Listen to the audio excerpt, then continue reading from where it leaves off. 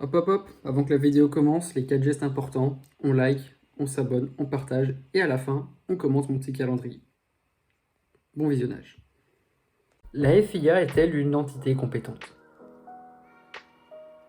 Non, pour preuve de son incompétence, lorsqu'elle a annoncé le calendrier de 2023, on a tout de suite compris qu'il y avait un truc qui allait pas. Ouais, le Grand Prix de Spa est en même temps que les 24 heures de Spa, de GT. Enfin, était supposé être en même temps, parce que F1 Roi, on vire le GT, c'est pas grave le GT. Enfin, j'imagine quand même bien ça, rouler avec ça. C'est vrai que voir des F1 faire un tour qualif au milieu de ces GT, ça ajoute de la difficulté, c'est bien. Pour Verstappen. De plus, c'est pas moi qui vais vous rappeler qu'on vit dans un monde où l'écologie est très présente et où il est nécessaire de préserver notre environnement. La FIA le sait, et c'est pour ça que les déplacements en cumulé d'un Grand Prix à un autre, voilà, on est à 132 195 km de déplacement en transport entre les Grands Prix. Sur l'année, sur l'année. 132 195 km. On fait combien de fois le tour de la Terre avec ça? Bon, après vérification, si on prend le diamètre, on fait à peu près 11 fois le tour de la Terre avec ce kilométrage. C'est pas mal quand même. C'est donc pourquoi il m'a paru nécessaire de faire mon calendrier plus cohérent, en essayant malgré tout de respecter ce qui est accord, tout ça. On verra. Et petite précision avant de commencer, on ne peut faire des courses de Formule 1 que sur des circuits possédant le grade 1, qui est le plus haut grade de sécurité attribué par la FIA au circuit. Il y a 46 circuits qui ont ce grade. Mais là encore, il y a des incohérences. Comment Fiorano, ce circuit-là, peut avoir le grade 1 et qui a l'AMI, un circuit auquel j'ai pensé à mettre dans mon calendrier, le grade 2. Vous pensez vraiment qu'on peut faire la course là-dessus? Sincèrement. Perso, 23 courses, pour moi, c'est trop. Pour les organismes, pour les pilotes, pour l'environnement, ça commence à faire beaucoup, 23. Donc, personnellement, je me limite à 22. Ouais, pas une grande différence, mais pour moi, 22, c'est vraiment la limite à ne pas franchir. Et donc, il y a nécessairement des circuits qui vont sauter. Et d'autres qui reviennent dans mon calendrier. Voilà. Maintenant, c'est parti pour mon calendrier. Vous me direz ce que vous en pensez en commentaire. Et voici donc notre calendrier F1 2023. On se rendra à Sakhir, puis à Jeddah, Melbourne, Bakou, Miami, Imola, Monaco, Barcelone, Montréal, Spielberg, Silverstone, Budapest, Spa, Zandvoort, Monza, Singapour, Suzuka, Losail, Austin, Mexico, Sao Paulo, Vegas et Yas Marina. 23 courses, ça fait beaucoup.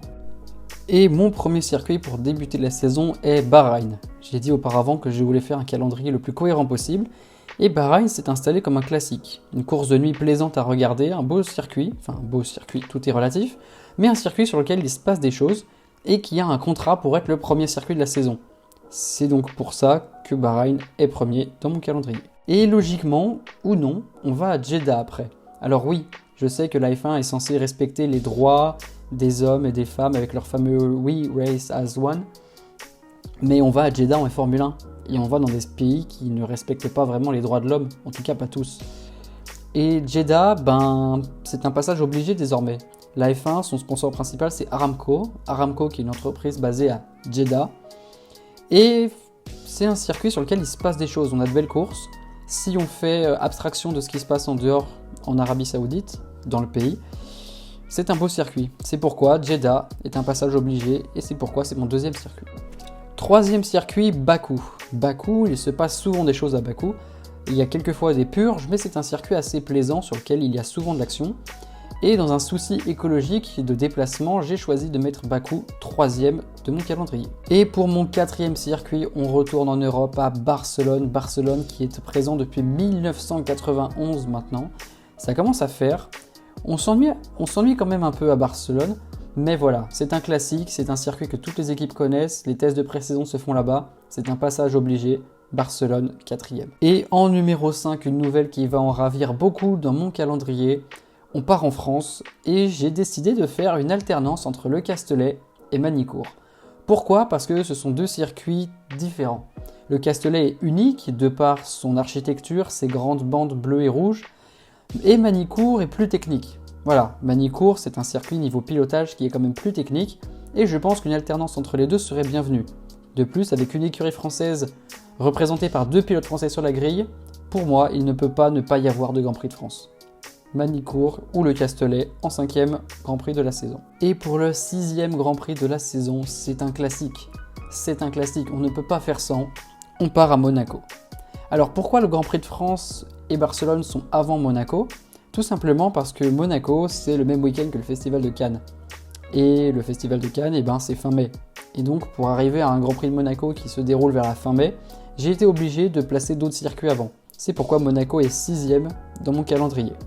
Et là, c'est la deuxième incohérence qui arrive dans mon calendrier, puisqu'après Monaco, on part à Montréal, comme la Formule 1 d'ailleurs. Oui, parce que Montréal, j'ai regardé au départ, je pensais mettre Montréal au moment de la tournée américaine de fin d'année, puis j'ai regardé les températures à Montréal à ce moment-là, puis j'ai compris que faire la course entre 7 et 10 degrés, c'était pas viable pour des Formule 1. C'est pourquoi Montréal, avec des accords et des contrats, est toujours placé ici, et c'est pourquoi je place également Montréal ici. Désolé. Et pour notre 8e course, on retourne en Europe à Spielberg. Spielberg, c'est le Red Bull Ring. Red Bull, c'est l'écurie qui domine la Formule 1. Évidemment qu'il y a une course sur le Red Bull Ring. C'est un circuit par ailleurs qui est très plaisant à regarder. Enfin, les courses sont plaisantes à regarder sur ce circuit. Et voilà, c'est un beau circuit. Il n'est pas là que par la présence de Red Bull, comme Jeddah peut l'être que par la présence de Aramco. C'est pourquoi Spielberg, passage obligé. Autre passage obligé, le berceau de la Formule 1, Silverstone, le lieu de la première course de Formule 1 de l'histoire. Et quel circuit, quel beau circuit, Maggots, Beckett, Chapelle, Luffield, Copse. Que des virages mythiques sur ce circuit, des courses mythiques, des pilotes mythiques qui ont gagné. C'est un circuit mythique et le savoir en danger dans le réel calendrier de la Formule 1 me fait beaucoup de peine. Mais dans mon calendrier, il est inamovible et ne bougera jamais. Silverstone classique. Un autre circuit qui fait son retour, lui, qui devrait ravir les fans, dans mon calendrier, il y a le retour d'Hockenheim. Hockenheim, quel beau circuit, quel magnifique circuit, que des courses hyper plaisantes à voir. Et il faut un Grand Prix en Allemagne. Je suis désolé, mais l'Allemagne, c'est un grand pays de Formule 1. Il faut un Grand Prix en Allemagne. Et ma préférence va à Hockenheim plutôt qu'au Nürburgring. Préférence personnelle et pas d'alternance, parce que le Nürburgring, c'est un circuit qui a souvent été en difficulté financièrement. Donc pas d'alternance, que des courses à Hockenheim, mais c'est plaisant Hockenheim quand même. 11e Grand Prix de la saison désormais avant la trêve estivale et on part à Budapest. Évidemment, lui aussi un classique depuis 1986. C'est pas un circuit où il se passe souvent beaucoup de choses, mais c'est un classique, c'est un pilier, il est inamovible depuis un moment. Et c'est très loin d'être le pire circuit que la F1 ait connu. Donc Budapest, ça bouge pas, c'est classique. Et au retour de la trêve, le banger, pour moi ce qui est le plus beau circuit de la F1, enfin de ce calendrier, Spa. Qu'est-ce que j'adore Spa. Qu'est-ce que j'adore Spa. Son raidillon, son eau rouge, ses combes, Blanchimont. Un circuit mythique de la Formule 1, extrêmement dangereux auparavant. Les plus grands s'y sont imposés. Et quel circuit, quel beau circuit. Spa, c'est inamovible, ça bouge pas. Et après Spa, on part à Zandvoort. Zandvoort qui a fait son retour au calendrier en 2021. On peut pas dire qu'on a eu de courses très passionnantes à Zandvoort. Zandvoort, c'est un circuit qui est sûrement très cool pour un tour lancé, pour la qualification, pneus tendres, réservoir vide. Mais pour faire la course, c'est plus difficile. Mais après, le champion du monde est néerlandais, le pilote qui va dominer la F1 dans les années à venir est néerlandais. Zandvoort est un passage obligé, on ne pouvait pas l'enlever du calendrier. C'est pourquoi Zandvoort fait également partie de mon calendrier. Et là, on retourne sur un mythe. Là, c'est au même titre que Monaco, Silverstone, Spa. C'est Monza, le temple de la vitesse qui a accueilli la F1 chaque année depuis sa création, sauf en 1980. Et savoir ce circuit en danger, encore une fois, c'est hyper triste pour moi, parce que la Formule 1, ça mérite un circuit en Italie. Certains auront remarqué qu'il n'y a pas Imola, et non, il n'y a pas Imola dans mon calendrier, je m'expliquerai après pourquoi. Mais Monza, voilà, c'est inamovible. C'est Ferrari, c'est la passion des tifosi. Toujours un excellent week-end à Monza. Toujours de belles courses.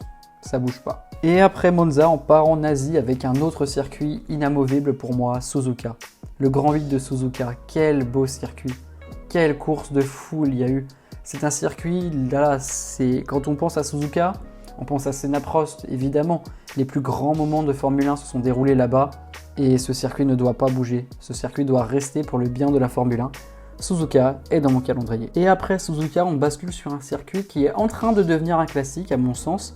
Un circuit qui a fait sa place et sur lequel les pilotes sont très heureux d'aller, c'est Singapour. Singapour est devenu un classique. Je suis désolé, si vous enlevez Singapour de ce calendrier, on va se faire chier. Il y a d'autres circuits à enlever. C'est ce que j'ai fait d'ailleurs. Mais Singapour, ça ne bouge pas. Singapour est un très beau circuit. Il se passe beaucoup de choses. C'est technique, c'est le circuit le plus physique de l'année. Et il ne doit pas bouger pour le bien-être de la Formule 1. Et il ne bougera pas. Singapour n'est pas un circuit qui est menacé. Tant mieux, Singapour est dans mon calendrier. Et encore une fois, nouveau retour. Un circuit qui, à mon sens, n'aurait jamais dû sortir du calendrier. Sepang. Sepang en Malaisie. C'est Tour Petronas. Quel beau circuit. Quel beau circuit Sepang. Un morceau de bravoure. Une météo instable. De la chaleur, de la moiteur. Physiquement, c'est éprouvant. Voilà. Sepang ne doit pas sortir du calendrier. Et j'avoue que son retour me ferait extrêmement plaisir. C'est pourquoi, dans mon calendrier, il est de retour. S'il vous plaît, la FIA, regardez mon calendrier et faites juste pareil. Voilà, juste pareil, c'est tout ce que je demande. Et après Sepang, on part à Melbourne. Oui, je n'ai pas oublié Melbourne, je l'ai simplement déplacé dans un souci écologique. Oui, je suis très écologique. Mais oui, non, Melbourne, depuis 1996, c'est un classique. C'est un petit classique, Melbourne. Ça m'attristerait pas tant que ça de le voir partir. Je dois admettre que les courses là-bas, bon, c'est pas les meilleures courses.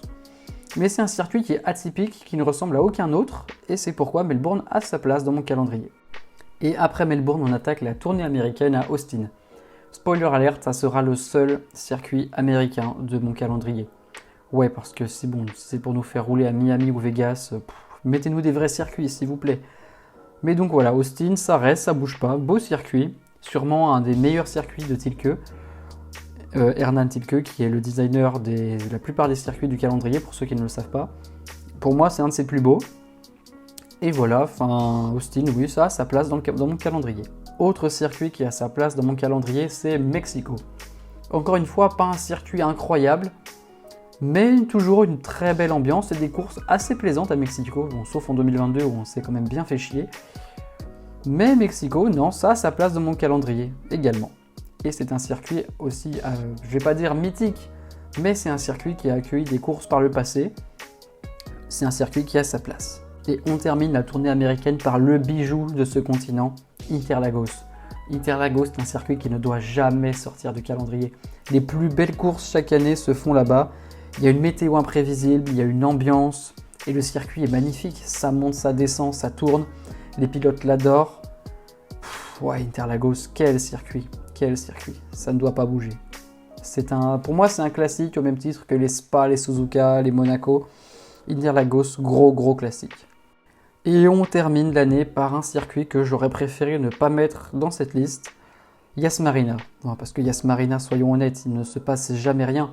Les deux seules courses plaisantes qu'on a eues Yas Marina, c'était en 2012 et en 2021.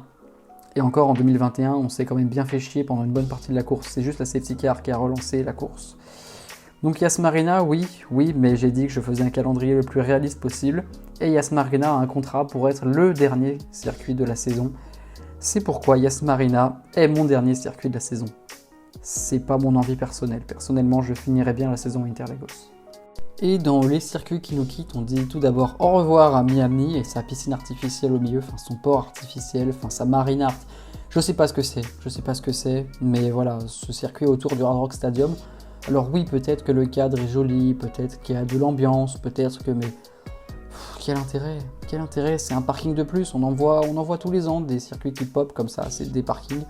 Le premier secteur est pas mal, le troisième, une ligne droite quoi, et un virage. Et le deuxième secteur, je le trouve même assez dangereux avec des murs en béton qui sont proches. Il y a eu des gros impacts l'année dernière et des pilotes qui ont été assez sonnés. Ocon et Sainz, de mémoire, c'était sorti dans le deuxième secteur et avaient prévenu que c'était assez dangereux. Donc Miami, pour moi, ça dégage. Et Miami est rejoint par son compère américain Las Vegas. Non mais sérieusement, regardez-moi ce truc. C'est pas un circuit, c'est un truc. À quoi ça sert de faire un Grand Prix ici ? À part le cadre de Vegas et le rêve américain, ce que vous voulez, il n'y a aucun intérêt à ce circuit. Je n'ai même pas vu de course sur ce circuit que je le déteste déjà.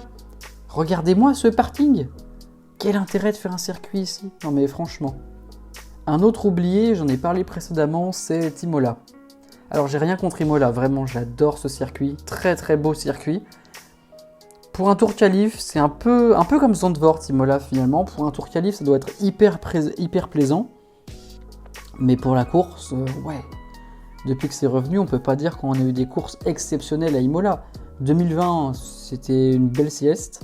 2021, c'était bien, mais parce qu'il n'y a plu. Et l'année dernière, pareil. Enfin, à partir du moment où le circuit est sec, on s'ennuie très ferme à Imola. Et voilà, Imola, c'est pour ça que dans mon calendrier, désolé, mais au revoir. Bien que ce soit un circuit mythique de la Formule 1. Et je pense que vous savez pourquoi. Ensuite, j'ai également choisi d'enlever le circuit du Qatar à Losail.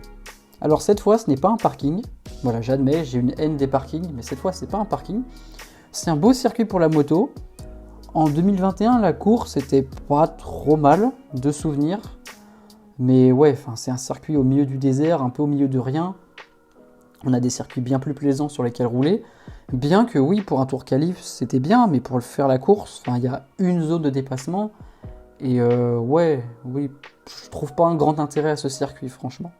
Et on ouvre le bal des circuits qui auraient mérité leur place dans mon calendrier par Istanbul Park. Istanbul Park, ouais, beau circuit Istanbul Park, très beau circuit. On s'ennuie peut-être un peu quand même à Istanbul, mais non, très très beau circuit. Pourquoi je ne l'ai pas mis? Bien, le président turc, on va pas se mentir que niveau respect des droits de l'homme, le respect de la démocratie, voilà, je sais pas si c'est des Turcs qui me regardent, mais Erdogan, vous me direz ce que vous en pensez. Et ouais, aussi parce qu'on s'ennuie un peu quand même. 2020, c'était plaisant, il n'y a plus. Mais sans la pluie, je me rappelle des Grands Prix avant. Il y a eu des belles courses, oui, mais pas des bangers absolus. Donc Istanbul, ouais, ça reste sur le carreau malheureusement. Alors ça, c'est un circuit qui n'est pas au calendrier, qui était au départ prévu dans leur calendrier à 24 courses pour la FIA. Mais voilà, Shanghai, j'ai choisi de laisser de côté personnellement. Parce que, oui, la F1 en Chine, la Chine est un vrai vivier. Il y a un pilote chinois maintenant. Et Shanghai, oui, il paraît très logique que ce soit au calendrier. Mais je trouve pas que ce soit un circuit qui a ma place dans mon calendrier. C'est pas un circuit que j'affectionne particulièrement. Il y a eu des courses intéressantes à Shanghai, attention. Hein. Mais voilà, on n'a pas eu de course à Shanghai depuis 2019. Et sincèrement, qui se plaint qu'il n'y ait plus de course en Chine? Personne. On ne se plaindra pas qu'il n'y ait plus de course en Chine, comme on se plaindrait qu'il n'y aurait plus de course à Spa. C'est pourquoi Shanghai, ça reste sur le carreau aussi. Et enfin, un autre circuit auquel j'ai pensé pour faire la course, Fuji. Et oui, Fuji, c'est un circuit que j'adore. Vraiment, Fuji, c'est un très beau circuit. Il y a eu deux courses, les deux courses les plus récentes à Fuji en tout cas. Je ne me rappelle pas s'il y en a eu auparavant. Mais les deux courses de Fuji de 2007 et 2008, c'est deux bangers. Deux très belles courses. Et je pense que c'est un circuit qui correspondrait extrêmement bien au F1 actuel avec ses virages en appui, ses lignes droites. Il y a beaucoup d'endroits pour dépasser à Fuji. Voilà, Fuji mériterait sa place aussi dans mon calendrier. Malheureusement, il n'y a pas de place. Désolé, Suzuka, voilà, je ne me vois pas bouger Suzuka ou faire une alternance avec Fuji. Donc Fuji, voilà. En tout cas, s'il y a un Grand Prix qui est annulé, c'est une belle piste à mon sens. Voilà, on en termine avec mon calendrier F1. Dites-moi ce que vous en pensez dans les commentaires. Et on se retrouve très bientôt pour une prochaine vidéo. Ça sera soit la vidéo sur Vettel, qui met énormément de temps à arriver, je sais, le monteur galère. Mais justement, c'est pour ça qu'il faudra la voir, parce qu'il va vous faire un taf de fou. Et soit un épisode de Prime Time, j'ai quelques idées. Allez sur mon compte Insta dans la description, il y aura sûrement un vote pour le prochain épisode. Je vous laisserai le choix, c'est vous qui choisiriez. Et nous, on se retrouve bientôt. Bisous.